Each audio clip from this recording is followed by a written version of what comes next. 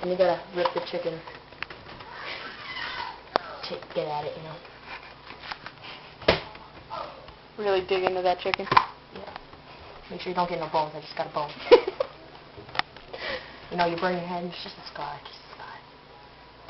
You wake up in the morning with bubbles on your hand. Just ignore it. Basically. I'm gonna give you a leg. Ready? Look at that. Just rip that off. Take the meat. It just comes right off.